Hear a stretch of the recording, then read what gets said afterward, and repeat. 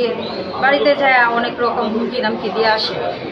আমি এই বিষয়টা আসলে জেলার যে যুব মহিলা লীগের যে সভাপতি আছে আহ্বায়ক, উনি তো সিনিয়র জুন আহ্বায়ক, জেলা যা আহ্বায়ক আছে বিলকিস খানম পাত্রী আপা, ওনাকে এই বিষয়টা 2 বছর পূর্বেই অবগত করি।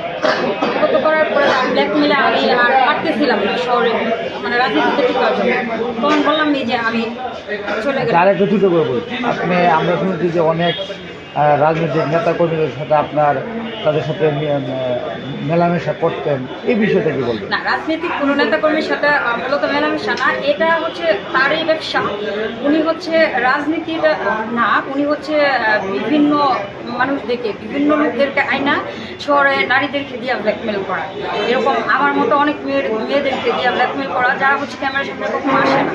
কারণ মান সম্মানের বই সবারই আছে। এই যেমন ধরেন আমি কিন্তু বিগত 2 বছর আসি নাই ক্যামেরার সামনে, কারণ আমার এক জায়গায় বিয়ে ঠিক হয়েছিল, তাছাড়া আমার ফ্যামিলি আছে।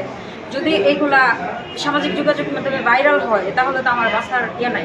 কিন্তু 2 বছর পরে উনি আমাকে আবার এইগুলাতে ইনভাইট করে, আমি অনিহাতি করি, তখন উনি আমরা শুনেছি যে আপনি আর কি যে মেলামেশাটা করেন বা আপনি দেহ ব্যবসা করেন, এটা কি বলবেন? এখন আমি যদি বলি একজনে তো উনি তো বলবেই, ওনার তো নিজেকে করতে হবে। তো আমরা কি বলবো, আসলে ওনার নিজেরই ব্যবসায়ীটা, উনি উপরের লেভেলের অনেকজনকে এখানে আনে এবং আইনা মেয়েদেরকে দিয়া এরকম ব্ল্যাকমেল করা।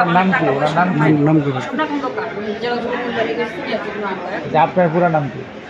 আমার নাম হচ্ছে রানী ইসলাম আর রানী মালা। রানী মালা। আপনার বর্তমান পদ পদবী? আমি ঈশ্বরগঞ্জ উপজেলা যুব মহিলা লীগের সাধারণ সম্পাদক, জেলা যুব মহিলা লীগের সদস্য। আমি বিগত দিনগুলো ওনার সাথে রাজনীতি করে আসছি, ওনার নেতৃত্বে। এখন কি একা করতেছে?